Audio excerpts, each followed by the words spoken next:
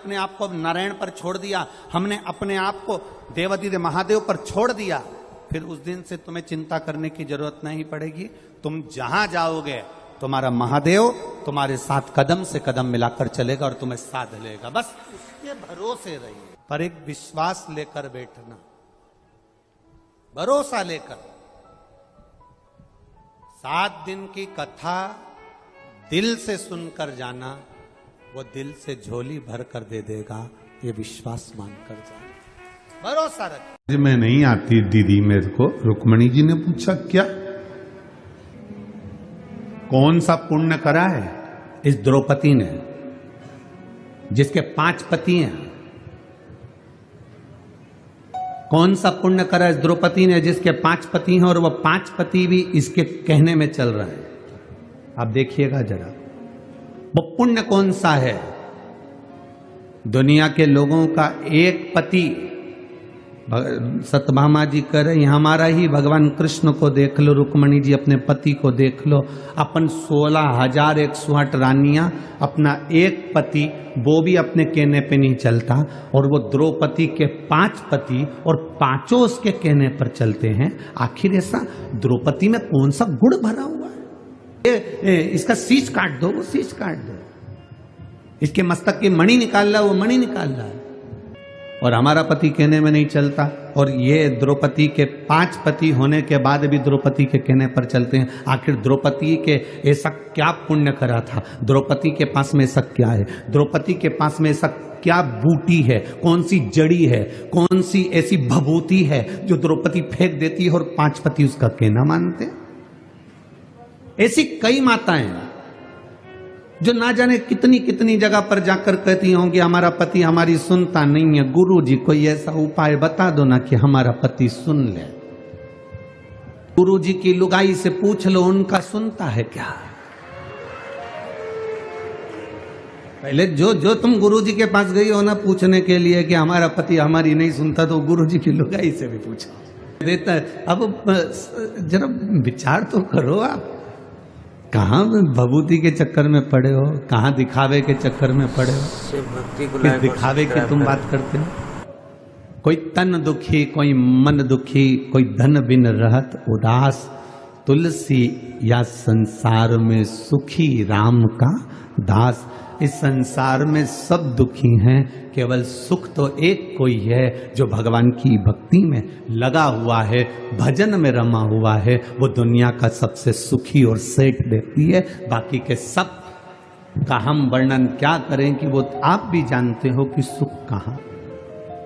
सत्यभामा जी के मन में भाव आ गया, सत्यभामा जी के हृदय में ये भाव आया कि जरा मैं द्रौपदी से पूछूंगी कि तेरे पास कौन सी जड़ी बूटी है, तेरे पास में कौन सी भभूति है, तेरे पास में ऐसा क्या है जो तेरे 5 पति तेरे कहने पर चलते हैं। जी द्रौपदी के पास गई और द्रौपदी से जाकर पूछा, द्रौपदी हमारा एक पति भगवान कृष्ण हमारे कहने पर नहीं चलते, तेरे 5 पति तेरे कहने पर चलते हैं, उसका कारण क्या है? क्या कारण है तेरा? तब द्रौपदी ने कहा, मैं तो ये नहीं जानती कि मेरे पति कहने में चलते कि नहीं चलते, पर इतना जरूर है, जब मैं विवाह कर कर पहली बार आई और शादी कर कर मैं पहली बार आई और मेरी सास ने मेरे पतियों से कह दिया, पतियों ने कहा माँ देखो हम क्या लाए हैं, और माँ ने कह दिया कि 5 बांट लो। माँ का आदेश है कि आपको बांटा जाए 5 के बीच में। द्रौपदी कहती है अगर आपकी माँ का आदेश है तो वो माँ केवल आपकी नहीं, मैं शादी कर कर आपके घर आ गई हूं तो वो माँ मेरी भी है, उसका आदेश मानना मेरा भी काम है। इनकी माता का सम्मान करा। जो नारी अपने पति की माता का सम्मान करती है, अपनी सास का सम्मान करती है, ससुर का सम्मान करती है, आदर के शब्द बोलती है, सत्कार के शब्द बोलती है, घर में बुजुर्गों से इज्जत से बोला जाता है, सम्मान से बोला जाता है। अगर नारी सम्मान के शब्दों से अगर वो पति के माता पिता का आदर कर रही है तो उसका पति पत्नी का आदर करता है और पत्नी के कहने पर चलता है। जब वो मेरे माता पिता के कहने पर चल रही है तो मैं वो एक कितनी सुंदर बात कही कि आप मकान कैसा भी बना लो, मकान कैसा भी बना लो, मकान का नक्शा किसी से भी बनवा लो, मकान का वास्तु किसी को भी बताओ, मकान का वास्तु पूजन किसी से भी कराओ, मकान की पूजन किसी से भी कराओ,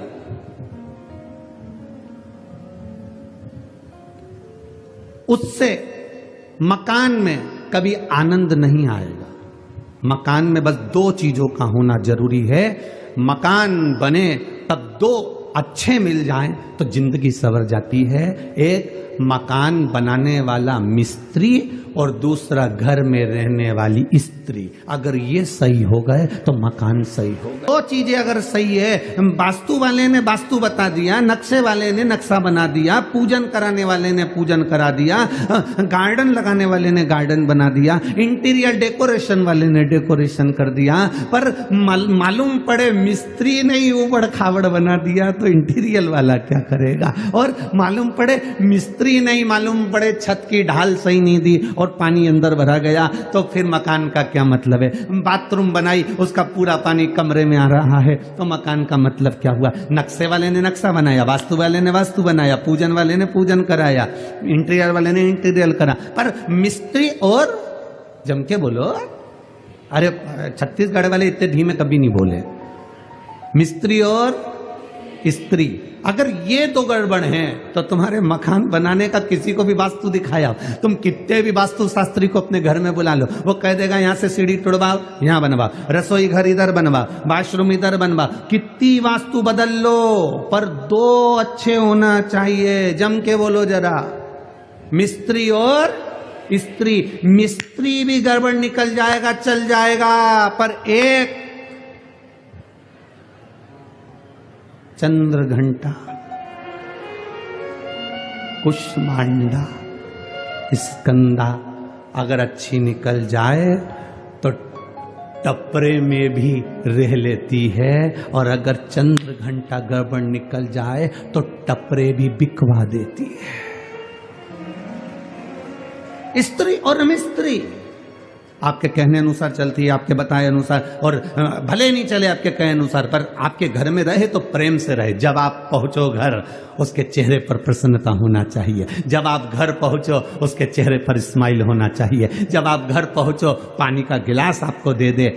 आप घर पहुंचो, बना हुआ भोजन आपको मिल जाए। आप घर पहुंचो, आपके बच्चों को संभाल रही हो, माता पिता को संभाल रही हो, आपके घर में पहुंचने का मन करे।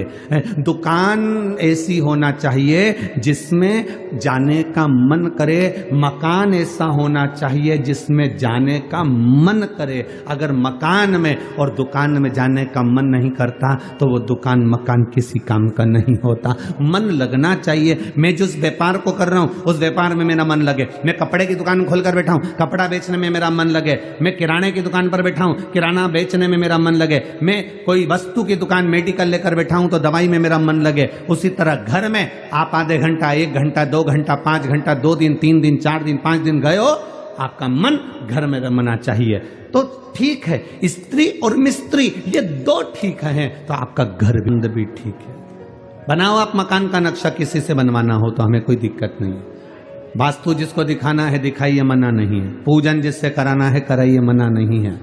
इंटीरियर जिससे कराना है कराइए, पर 2 चीजों का स्मरण रखिएगा, मिस्त्री और स्त्री का स्मरण करिएगा। भगवान की भक्ति, भजन, कीर्तन, स्मरण। स्वयं द्रौपदी से सत्यभामा जी ने पूछा कि तू ये बता कि तेरे 5 पति तेरे कहने पर चलते हैं। जो माताएं दूसरों के पास जाकर कहती हैं बाबा जी ऐसा बता दो कि हमारा पति हमारे अनुकूल चले, उन माताओं से निवेदन है कहीं मत जाना।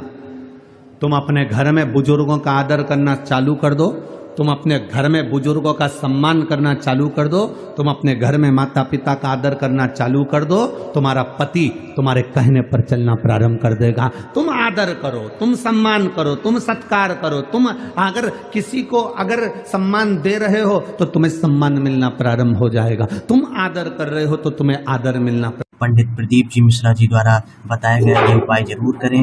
ये उपाय आपके जीवन में धन, वैभव और संपदा के लिए है। दरवेजे का ये उपाय आप जरूर करें।